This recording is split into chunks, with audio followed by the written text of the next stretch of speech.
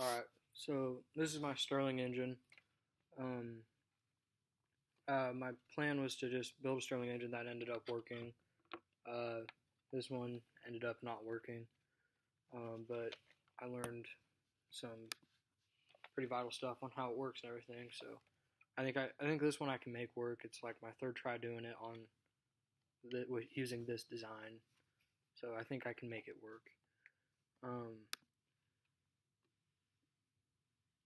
I used a tutorial on a website that I'll have in the description. I'll leave a link.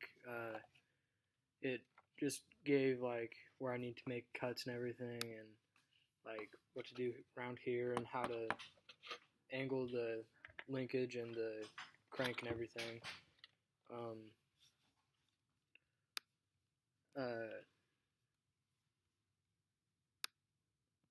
so this design didn't work, but I think it's mostly because the design of my crank is off, and maybe like the piston on the inside is too heavy or something like that. Maybe I think I can get it to work if I just uh, maybe remake the crank and maybe make sure there's no air leakage down here. But overall, like I think this is the design that I wanted and what I was going for. It just didn't work out for me. I learned that planning this, it's gonna take a little more time than you'd expect, because I mean I built it, I got the whole thing built, but I ended up having to tinker with it to try and get it to run, and eventually ran out of time. So I didn't probably should have planned more time for just messing with it.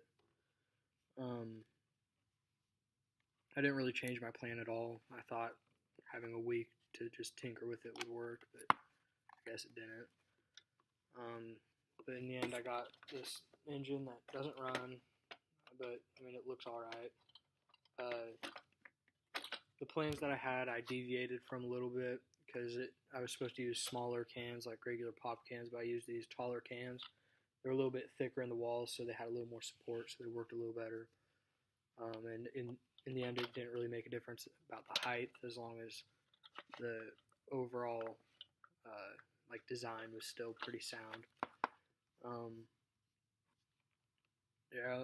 So through all this, I learned that Stirling engines are really tedious. It come like everything, like all the little things will go into making the whole thing either work or not work. Like the first time, I didn't file down my PVC elbow, so it wasn't round, and it made the can kind of indent a little bit, which caused a little more drag in the piston in there. Um, and then my second design, I had too heavy of a CD up here, and it made a difference. And I think this one, everything's there, and it should work. I just gotta mess with it a little more. If I could redo it, I'd probably plan a little more time to just troubleshoot on it and try and get all the little kinks worked out. Uh, Maybe get better materials the first time, because the very first time I was doing it, it was really thrown together and really sloppy. But as I rebuilt it a couple times, I was more precise and smarter about the way I built it. And if there's any advice on doing this again, it'd honestly just be pay attention to detail, because that's the biggest part of these.